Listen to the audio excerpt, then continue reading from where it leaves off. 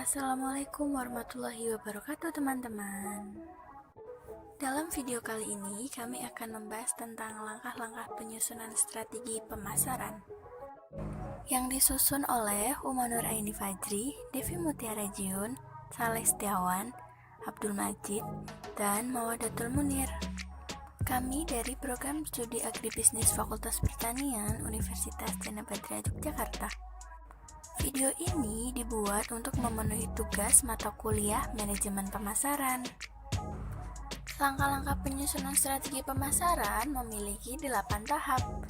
Di antaranya, mempersiapkan produk, menentukan harga yang tepat, tegaskan target yang ingin dicapai, kenali karakter konsumen, tentukan tempat yang tepat untuk memasarkan produk dan jasa, amati dan pelajari pesaing, rangkul partisipan, dan mengembangkan strategi marketing yang sesuai dengan kebutuhan. 1. Mempersiapkan produk. Produk yang disiapkan memiliki kualitas dan visual yang bagus. Persiapkan produk dengan teliti, tidak perlu terburu-buru, luangkan waktu untuk melakukan persiapan dan menyusun strategi pemasaran. Kedua, tentukan harga yang tepat. Dalam menentukan harga, tidak boleh memaksakan diri untuk memasang harga yang lebih murah dari harga produk sejenis milik pesaing. Jadikan harga pasar saja sebagai acuan. Harga jual produk sebaiknya tidak terlalu rendah dari harga pasar dan juga tidak terlalu tinggi dari harga pasar. Pertimbangkanlah biaya produk yang harus dikeluarkan, keunggulan produk, kualitas dan pelayanan yang kalian berikan. Jika memang harga produk kalian lebih tinggi, kualitas produk dan pelayanan haruslah sangat menonjol dibandingkan produk-produk pesaing, sehingga konsumen tidak merasa keberatan dengan perbedaan harga tersebut. Tentukan target yang ingin dicapai. Target 1 tahun. Target bisnis selama 1 tahun ke depan. Adanya target ini membantu kalian untuk fokus sehingga lebih produktif. Selain itu, arah marketing pun menjadi lebih jelas, begitu pula dengan konten marketing dan marketing tools yang nantinya akan digunakan. Selanjutnya, merancang target. Merancang target-target kecil untuk dicapai setiap bulannya supaya target selama 1 tahun bisa terpenuhi. Target-target kecil untuk dicapai misalnya saja target menjelang lebaran dan akhir tahun. Waktu-waktu tersebut menjadi peluang besar untuk meningkatkan penjualan, khususnya untuk produk fashion dan makanan.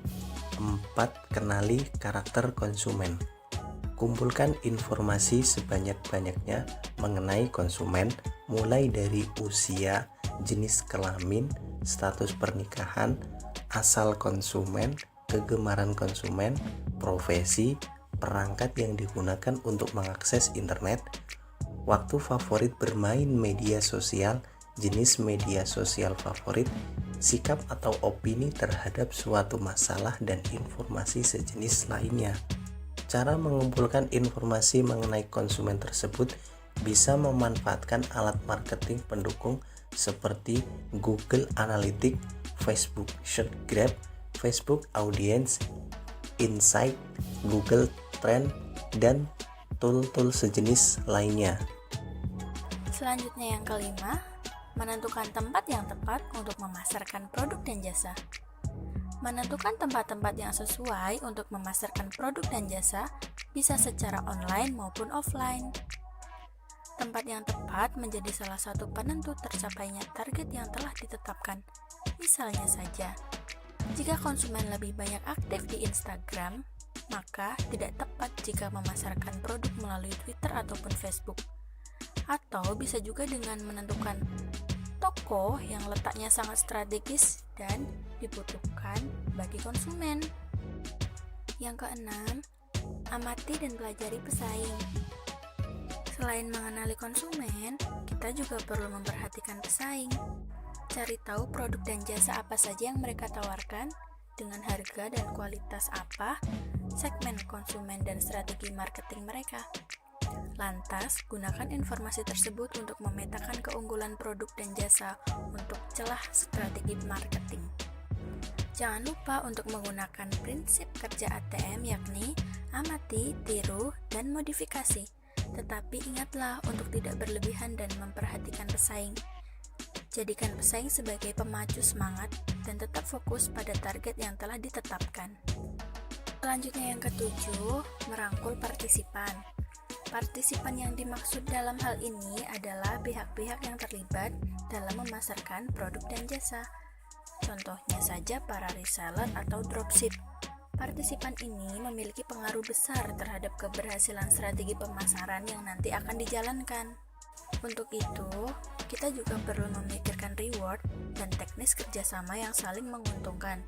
Misalnya, dengan menyediakan staf khusus untuk menjalin komunikasi yang responsif dengan para reseller, atau bisa juga mengatur kemudahan akses terhadap ketersediaan produk dan jasa. Kembangkan strategi marketing sesuai kebutuhan. Yang pertama, jasa food blogger. Jasa food blogger biasanya mereview menu makanan dan membantu mengenalkan produk baru. Yang kedua, buka toko atau perbaikan toko. Membangun toko dengan memperhatikan desain, kecepatan loading, navigasi hingga kemudahan transaksinya. Yang ketiga, jasa influencer. Jika produk berupa pakaian, salah satu ide strategi pemasaran yang perlu diuji adalah dengan memanfaatkan jasa influencer di Instagram yang menggunakan sistem endorsement. Yang keempat, join komunitas. Sebuah komunitas umumnya berisikan orang-orang dengan minat yang sama, misalnya komunitas kuliner, komunitas olahraga, dan lain-lain. Yang kelima, iklan online. Ada beragam jenis iklan online yang bisa kalian pilih dengan keunggulan masing-masing, mulai dari Facebook, Ads, Google Ads, dan lain-lain. Kembangkan strategi marketing sesuai kebutuhan. Yang pertama, jasa food blogger. Jasa food blogger biasanya mereview menu makanan dan membantu mengenalkan produk baru. Yang kedua, buka toko atau perbaikan toko. Membangun toko dengan memperhatikan desain, kecepatan loading, navigasi hingga kemudahan transaksinya. Yang ketiga, jasa influencer. Jika produk berupa pakaian, salah satu ide strategi pemasaran yang perlu diuji adalah dengan memanfaatkan jasa influencer di Instagram yang menggunakan sistem endorsement. Yang keempat, join komunitas. Sebuah komunitas umumnya berisikan orang-orang dengan minat yang sama, misalnya komunitas kuliner, komunitas olahraga, dan lain-lain. Yang kelima, iklan online. Ada beragam jenis iklan online yang bisa kalian pilih dengan keunggulan masing-masing, mulai dari Facebook, Ads, Google Ads, dan lain-lain. Nah, itu tadi beberapa langkah dalam penyusunan strategi pemasaran. Sekian dari kami, kurang lebihnya mohon maaf. Wassalamualaikum warahmatullahi wabarakatuh. Terima kasih.